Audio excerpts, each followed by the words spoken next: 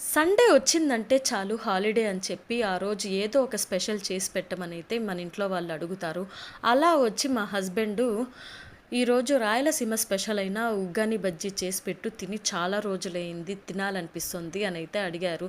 మరి అంత ప్రేమగా అడిగిన తర్వాత మనం చేసి పెట్టకుండా ఉంటామా? చేసేద్దాం రండి. దానికోసం బొరుగులు తీసుకొని బాగా వాష్ చేసి పక్కన పెట్టుకోవాలి. కడాయి పెట్టుకొని ఆయిల్ వేసి పోపు దినుసులు, పల్లీలు వేసి బాగా ఫ్రై అయిన తర్వాత కరివేపాకు, పచ్చిమిర్చి, ఆనియన్స్ వేసి బాగా ఫ్రై చేసుకోవాలి.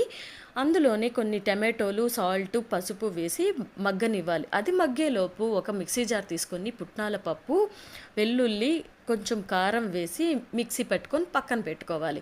ఇప్పుడు టమాటోలు మగ్గిన తర్వాత నానబెట్టిన బొరుగులు, ఈ పొడి పుట్నాల పొడి వేసుకొని బాగా కలిపి ఫ్రై అయిన తర్వాత ఫైనల్గా కొత్తిమీరతో గార్నిష్ చేసుకుంటే సూపర్ యమ్మీగా ఉండే ఉగ్గాని బజ్జీ రెడీ. ఎలా